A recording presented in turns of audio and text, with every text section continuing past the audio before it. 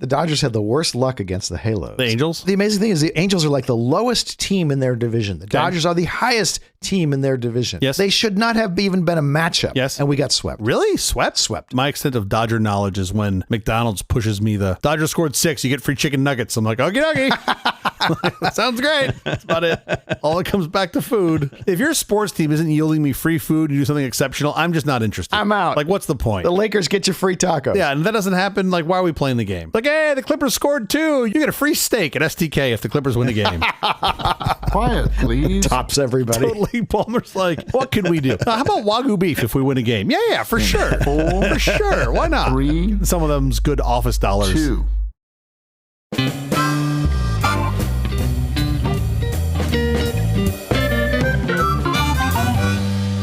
The Apple Company presents a truly terrible podcast. Welcome to Nonsense, Season 3, Episode 21. I'm Jeff Parker. I'm Stu Little. This is our take on the week's business, tech, and entertainment headlines. This time, programmers bore the brunt of Microsoft's layoffs as AI writes up to 30% of its code. Dink, dink. I see you've been terminated. Laser-powered fusion experiment more than doubles its power output. From 6 volts to 9. Google gives app developers access to Gemini Nano on-device AI. Well, now all those Microsoft developers got something to do. Also, our big story later this week, Sweet Amnesia, the comfort and corruption of nostalgic That recall. was a word salad right there. Was that some pseudo-profound bullshit you just put there in that title? It might have been. It's National Rescue Dog Day. According to the American Society for the Prevention of Cruelty to Animals, more than 3 million dogs enter shelter homes every year. Many of these dogs are also a result of overpopulation due to dogs not being spayed or neutered. Rescue, don't buy your next I dog. feel like we just need something for the dogs to do. Like, can we get them making Nikes or small electronics? Be an amazing workforce. My dog would happily do any task you asked of it. If I take my dog to the dog park and there's a line of dogs being trained, as there often is. He just jumps in line? Jumps in line, can't wait for the treat, wants to be part of the pack. Whatever the thing is we're doing, let's just do it. We need to get those little collars that they had on Up so that Barkley could write for us. Barkley could write some great jokes. That'd be great. How is your week going? My week has been lovely. We had an event at school, so I had in my vehicle at one time, I had both children, my father, my wife's mother, and our nanny all in the car together heading What to school. vehicle is this big? Where you were driving a bus? It's basically a bus. And my children were fighting, as they have a tendency to do. Grandma's in town; they're vying for attention, so they're sort of going at it with each other. Mm-hmm. The only way I know to settle them down in the car these days that works 100% of the time is I turn on our show. They love hearing our show; they ask for it all the time. Oh wow! They immediately quiet down. So I do this. The kids immediately quiet down, start listening, and they like to ask questions and whatnot. Sure. And I kid you not, 15 minutes into the show, behind me, I hear from my wife. She's like, "You've got to turn this off. I can't do this. I can't listen to this anymore." And I was like, "What would you rather have? The kids fighting or hearing my voice?" And she's like, "The kids fighting." She's like, "Please turn it off." I've heard all of you I want to hear. Can I just get out? Or let me out of the car. Yeah, pull over. Basically. No, she didn't say pull over. She's like, "I'll just jump out here. Sure. 35 on the 101. We'll be fine." It was a good laugh from all of us that she literally couldn't stand it. That's hilarious. And then we had a full weekend of kids parties and adults parties, and I had all sorts of birthdays and things to attend. So I don't have weekends anymore. I just have more work. That was my week. They do just get absorbed, don't they? It is crazy how time just vaporizes and disappears. Yeah. But how about you? How was your week? I won't burden you with this, but I turned 62 on Saturday. Wait, you won't burden me with it, and then you burden me with it? Well, I won't burden you with the party you have to tend to. The one where we just have like a really old man jump out of a cake? Is that what we're going to do? I'm not having a big special dinner. You don't have to attend. Perfect. But the world's luckiest winning streak continues when you've had the amazing friends I've had for as long as I've had them and the wonderful family I've had for as long as I've had them. My dad is turning 91 in a month. Wow. The only way you can account for that is pure luck, and I am insanely grateful. Yeah, luck plays a good part of it. Astute listeners noted that I fell prey to a little falsehood during last week's episode on falsehoods. Bullshit. I mentioned an old-time magazine cover story about global cooling. Bullshit. That people have been using as a cudgel against science for decades. Still bullshit. Oh my gosh, these scientists used to believe the Earth was cooling. Sure. I use it as an example of how the scientific method works, like leeches, where science learns from what doesn't work and moves on, but the reality is Time never published such a story. Yeah. I've heard about this global cooling story so many times, I actually believed it existed. I'll put a link in the show notes, but hats off to Time Magazine for never having published such a story. Hats off to Time Magazine for not doing the thing that was made up that we thought they did. Exactly. That's great. Everyone's susceptible to bullshit. This is the problem. Let's get to our headlines. I'm in. Programmers bore the brunt of Microsoft's layoffs in its home state as AI writes up to 30% of its code. Coders were hit hardest among Microsoft's 2,000-person layoff in its home state of Washington. Over 40% of the people laid off were in software engineering. Relatively few sales or marketing positions were affected. Well, that kind of makes sense. I mean, they do, Microsoft does employ more software engineers, I think, than any other category. A huge number of so that does kind of make sense.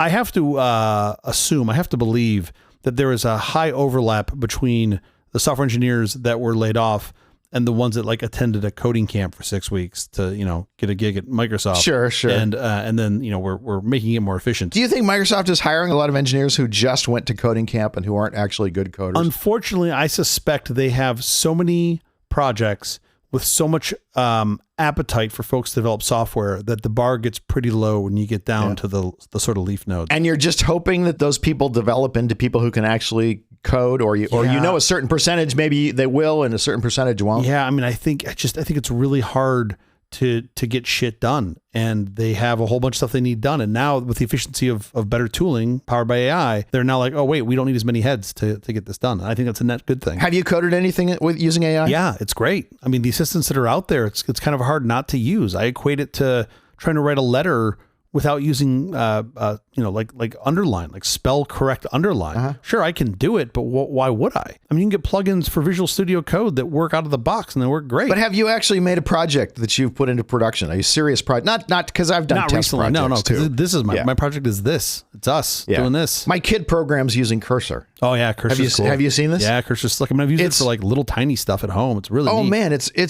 I've never used it, but I've watched him use it a little bit. It's like you're writing the documentation and magically, and then you tell it, don't write the code. Don't write the code till I finish this documentation. I get exactly what I want to get. Sure. He's got all these things in his prompt that he's got it just right, and then it writes the code, and it's like, oh wow, that's great. I always start my prompt with, pretend you're a 45-year-old male that's never left the house. Well, you still live with your mother. He does start off the prompt saying, imagine, pretend you're a really great coder, or whatever he says, or some magical sentence like that. They're really good. I mean, I've had more experience with GitHub's Copilot than anything else. It was one of the early ones. And it's really great. You should, in theory, be able to get an AI to learn how to help write code better than anything else initially, because it's such a logical process. Yes, you would think AI companies would do that quickly. OpenAI just came out with Codex. Literally just came out with Codex. Yeah. I haven't used it yet. I need to. Which is their AI for Codex. I've looked at Cursor. I've looked at Copilot. Yeah. I'm super impressed by both. We'll see where this continues to go. I think Cursor allows you to plug into various AI engines. It does not necessarily supply the engine that you use. You can choose. And various IDEs and development environments too, which is also pretty cool. Amazing. They've stayed agnostic. Pretty great. Yeah, it's pretty impressive. So the part that blows my mind the most is that this is the worst it's ever going to be. Like, it's only going to get better from here. This is the worst the AI is going to be. Yeah. It's not the worst the layoffs are ever going to be. Sorry. Let me be clear. To the 4,000 people that lost their job, no, this is not the worst. Yeah. Yes, I understand. That's not that was not my point, or the 2,000 people that lost their jobs. No, my point is from a AI development perspective, it's not like we're going to stop making this better. It's going to just continue to get better. This might even be the very early stages of it still. So that's pretty compelling to me. Yeah, sure, Gordon Moore. That's great. Thanks for bringing that up. This is the best iPhone we've ever made. My point is there's going to be continued development in this space. They're going to keep looking at it, right? Like some technologies, it's amazing now.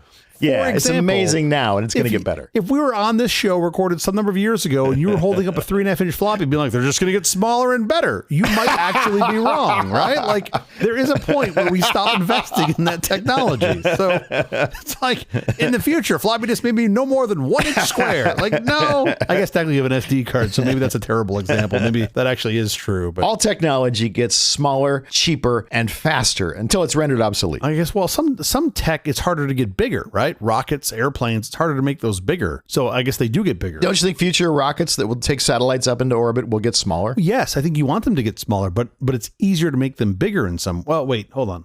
I'm lost in my own analogy. Airplanes is what I was really starting, but I guess with rockets, it's hard. Like, you want bigger payloads. Yes, but it's harder to make. At some point, it's just harder to make them bigger. I want the actual stuff in the payload to get smaller. I want the satellites. Yeah, of course, to get smaller. Of course. But then you just shove more of them in there. Yeah. Right. So now instead of a launch having one payload, it's got. Oh, they do now. They'll do 30 satellites in a single rocket launch. It's bananas. Crazy. Airplanes. They got bigger, and then I think they're getting smaller again. Well, the space between the seats is certainly getting smaller. No, well, yeah, but I'm also pushing out from the inside on that one. I'm just a fat guy in a suit like in the airplane. That's like I washed these shorts and they got smaller. My wife's like, I just bought them for you. I'm like, fuck. All right, I'm just getting bigger.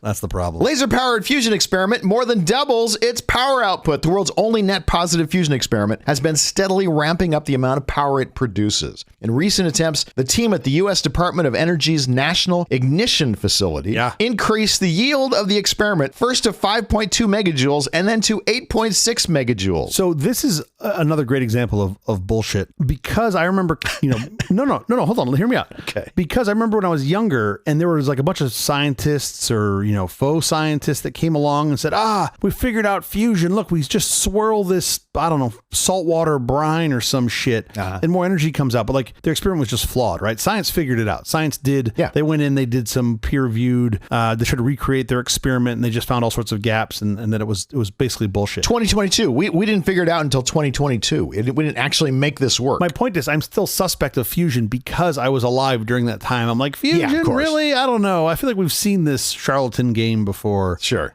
These guys seem to have like they're beyond figuring out. They figured it out and are now increasing Just improving it. Yeah. Well, it's still nuts. Like this thing, okay, it generates single-digit megajoules of energy, which is great, but you're putting like hundreds of megajoules of energy into the system that fires it just to get it ramped up. It's a proof of concept. I get it. You still got a ways to go.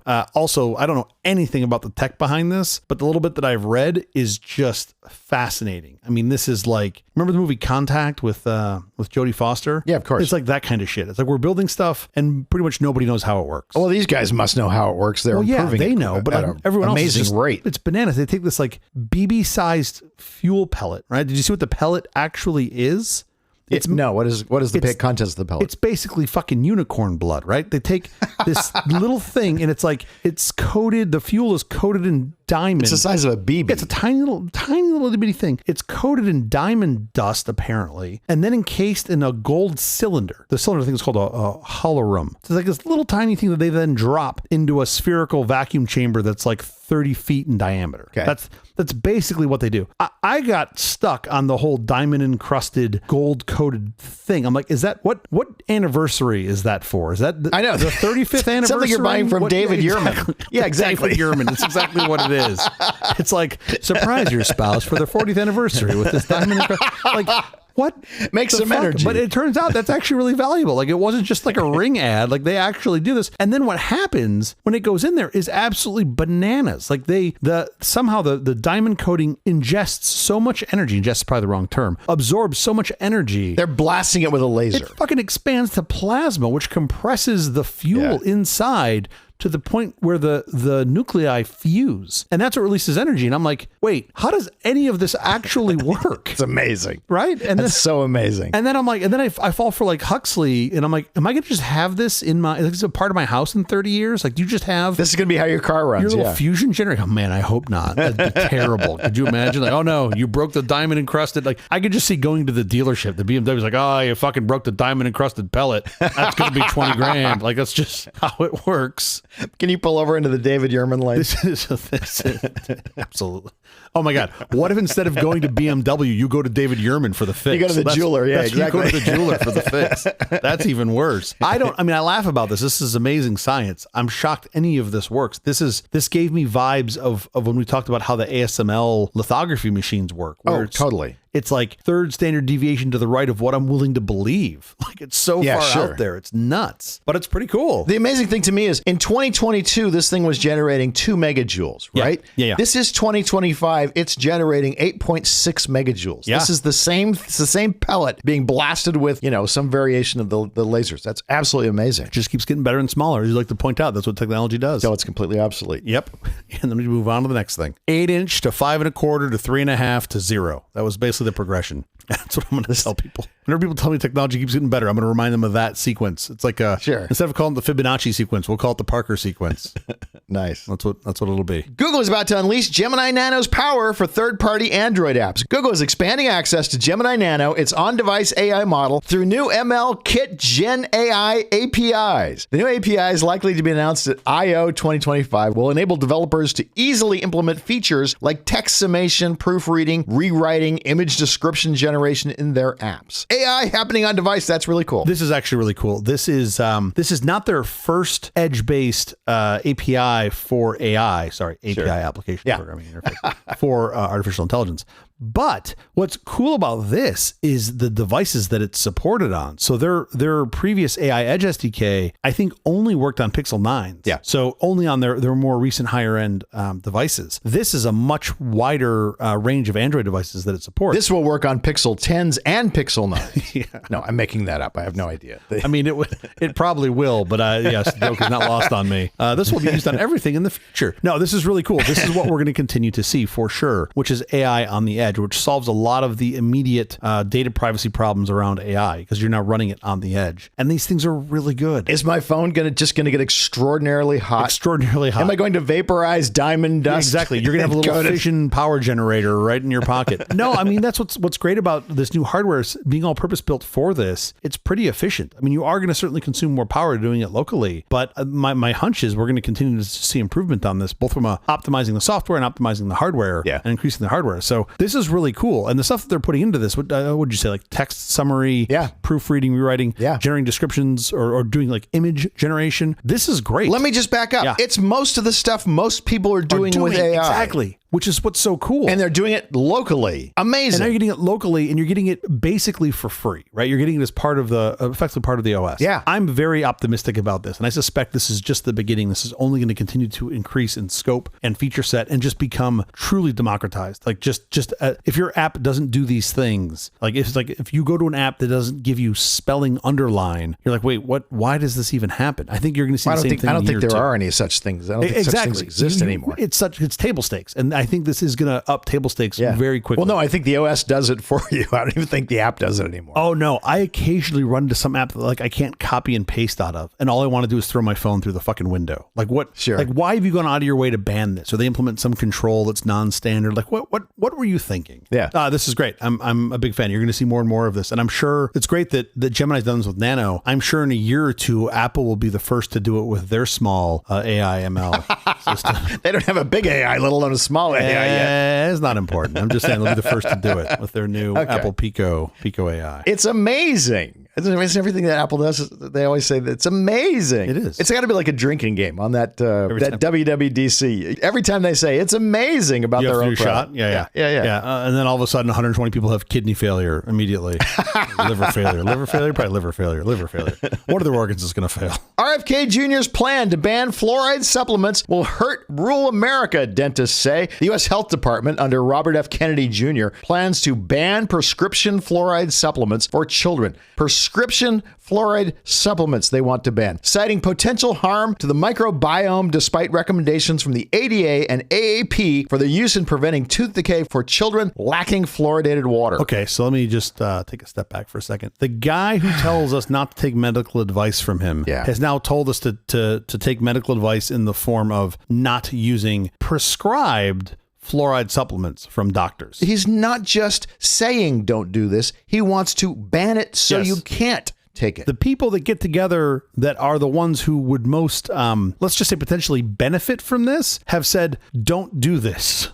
If you want to think about big dental, the best thing you can do is be like, you know what? They need more sugar and less fluoride. That would be the best thing for revenue for big dental. Don't brush your teeth. Come in and let us fix them. And big dental is like, please don't do this. This is terrible. This is not what we need. And it's really fascinating to me. The cited evidence was not even weak. It was below weak. It was I don't dare call it a study. It was nothing. But it's where they talked about, okay, at a certain level, they suspect you could see damage to the microbiome. Could see damage to the microbiome. Back up 1 second, though. Florida and Utah have both banned water fluoridation. So you don't even have it coming in the water system now. So if you don't have these supplements, these fluoride supplements, you don't have fluoride in your mouth, in your kid's mouth. So now you have no ability, you're not getting it in mass. All right. So now you've got to supplement it somehow, which some people can do and should do. And I would actually argue, big picture, that's probably the best approach. The best approach would be to not have it in water and have everyone get it through a supplement. Here's the problem. Not everyone can afford that. And that's part of the problem. Well, also, if it's a supplement, you have to think about it. If it's just in the water, you have to think about it. Exactly. Back up and say what the problem with fluoride is this fluoride will kill you. Yes. Fluoride is extremely dangerous. 100%. It will absolutely kill you. So you have to be very careful about putting in water. Like you don't want the portion of fluoride to water to be 99% fluoride, 1% water. That will be bad. No one's ever done that. No one's ever done that in the history of space and time. Yeah, it's up there.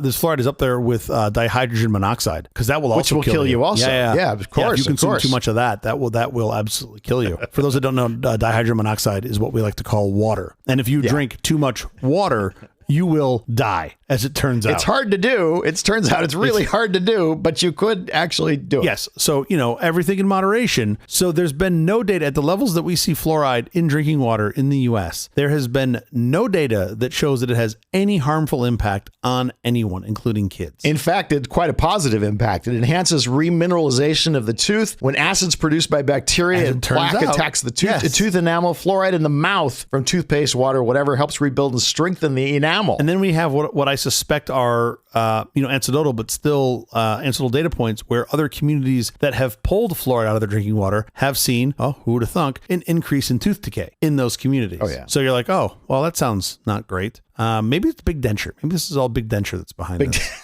They're going for the end game. It's not the dentist. I hadn't thought of that. Sure. It's big denture is really the one. It's the ghost of Wilford Brimley who's doing all of this. All those communities who banned fluoride from the water, they all 15 years later scrambled back and put fluoride in the water very quickly once they figured out what they had done. Yeah. Who was it? It was DeSantis, right? The governor of Florida. He had said using fluoride for your teeth, okay, that's fine, but forcing you to drink it is forced medication on the people and that they don't have a choice. And I was like, does Ron know that you can get water in bottles and that for $200 on Amazon, you can get a water filtration system at home that will take it out? Like, it's not fucking magic, dude. Also, don't take it out. Your kids need it. You need it. Totally. Yeah. So, so I got to believe the percentage of people who don't want fluoride in their water can almost certainly afford a $200 filter to take it out. The percentage of people that need and most benefit from fluoride in their water can't afford to put it in. I got to believe that's true. Yeah. And probably aren't going to the doctor where they could get the prescription for the supplements anyway. So that just seems like a really shitty position to be in. And then again, if you go back to the data, if you get away from the whole, I suspect the rich can afford it and the poor cannot. If you get back to the whole,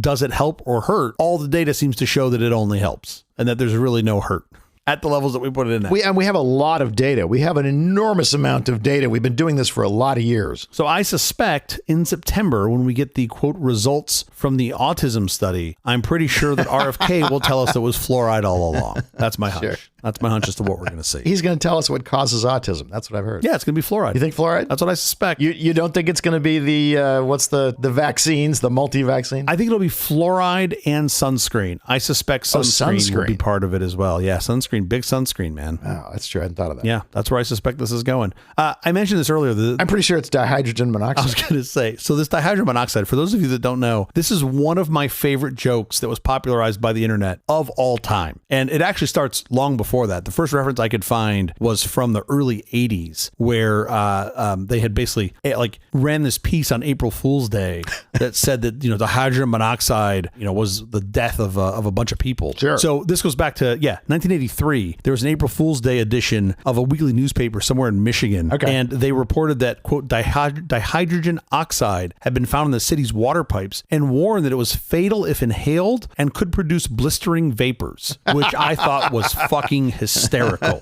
right?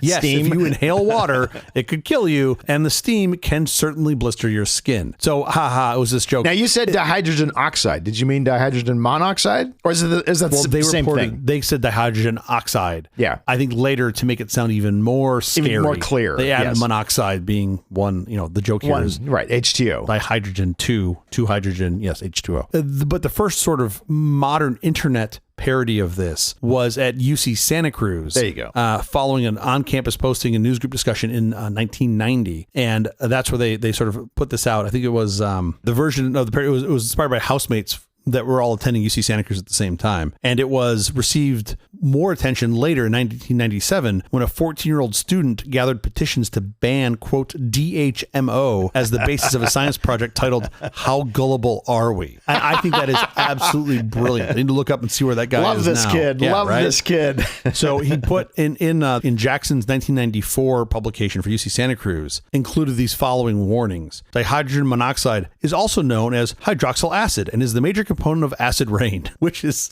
hysterical. It's the water part of the acid rain. Major component of acid rain, and that it contributes to the greenhouse effect, and that it may cause severe burns. I mean, it's so fantastic that they took water and twisted it into this thing. Oh, by the way, despite the danger, dihydrogen monoxide is often used as industrial solvent and coolant in nuclear power plants. Sure. In the production of styrofoam as a fire retardant. That's awesome.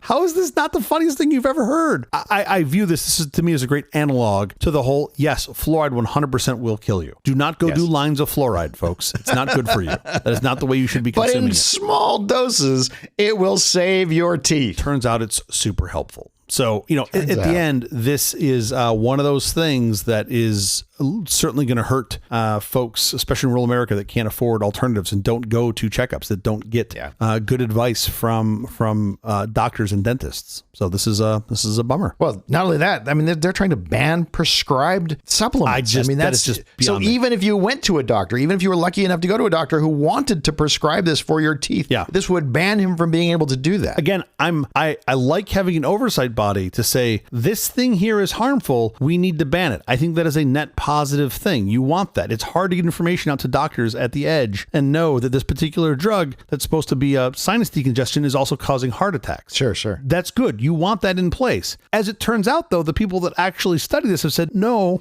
please don't. Not the case here. There's no scientific reason to do this way. So what do I know? I had a friend a million years ago who used to say, you can't eat any of the stuff that has those chemical names. When you look at the ingredients to something, it's those chemical names. Just avoid all that. And you'll be safe. Then you'll be fine. And they died of a kale overdose. Yeah. That's what happened. They died of dihydrogen monoxide. Dihydrogen monoxide poisoning. The Empire strikes back with F-bombs. AI Darth Vader goes rogue with more profanity and slurs for a short period of time on Friday. Darth Vader could drop F-bombs in the video game Fortnite as part of a voice AI implementation gone wrong. So I would say gone right is the wording I would have used had I wrote this. I would say this is spectacular. And just hear an uncorked James Earl Jones do some swearing to me is pretty fantastic. But the TLDR on this is some streamer who I can't get over this name. Her name is Loser Fruit. Was interacting with this AI Darth Vader, and she basically got it to repeat a swear word back to her, and then promptly freaked out. It's like a 30-second video. I'll put the link in the show. I couldn't even get through without wanting to stab my ears out, and I just realized I'm an old grumpy man that I can't even watch this. But it's kind of hysterical. Behind it, I think, is what's really interesting, which is that before James Earl Jones died, he did license the use of his voice for Darth Vader. Star Wars. For Darth Vader. For which I think is kind of awesome that he did that. I hope his estate got a lot of money for that. I gotta believe they did. And like my initial view was like, it's an asset that if you don't sell for something, even for $1, you've got no value. It's just going to go to zero. But I do think his is pretty iconic. But in his case, it's very valuable. That voice is so great. Yeah, and he's got so many voice samples out there. I'm sure you could read those all in post-mortem and still get a great voice print out of it. Anyway, so if you want to hear Darth Vader say fuck, you can do that here on this clip here. I'll link to. Put it in the show notes. I shall. Okay, enough with the headlines. In fact, enough with the episode. We have to get out of here. Special thanks to our floor director, Steve Warwick. Thanks, Loser Fruit. We'll be back later this week with our big story, Sweet Amnesia, the comfort and corruption of nostalgic recall. Until then, thank you for listening to all this nonsense. I'm Jeff Parker. I'm Jill. Aloha Nui. Oh, great. Now I'm hungry.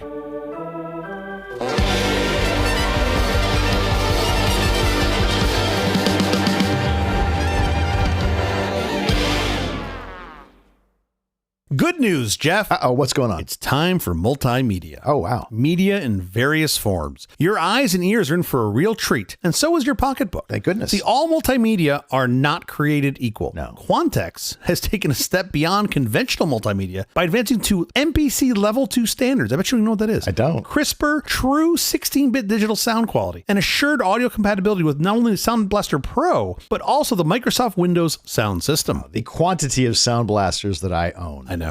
I know, don't think about it. So even better, Quantex offers a high-performance double-spin multi-session CD-ROM drive that exceeds those standards with a data transfer rate of over, you ready for this? 300 kilobytes per second. Wow. Bursting up to 2.1 megabytes per second. No. I know. And it gets better. Their CD-ROM drive also features caddy-less loading and a dust-proof cover. You don't want to risk damaging your precious discs while fussing with loading trays. No, I don't. After all, these CDs will last you a lifetime. With 486 SX 33 megahertz systems starting at $1,445 and DX2 50 megahertz systems for only $400 more, Quantex brings you more speed, more memory, and more power. Fantastic. All right, what year? That's tough. Sound Blaster Pro, I probably had one of those in NT35. So my guess is 94. I don't really know. Well, you didn't have NT in 94, first of all. NT35. Yeah. NT35? Isn't that 94? It was like 95, 96. I could be wrong. Oh, we argue about the worst possible things. Hold on. I don't truly remember. Oh, Daddy is right again. General availability for Windows NT 3.51, May 30th, 1995. Oh, there you go. But you're very close. Got to be around 95, 94 or something. You actually guessed 94. 94 is the right year. There you go. I just got stuck on the NT 3.5 thing. Once again, Jeff, you nailed the year. You have an index of time that is better than anyone else, including Wikipedia. I just call you up with your infallible, non-nostalgic memory. Fantastic.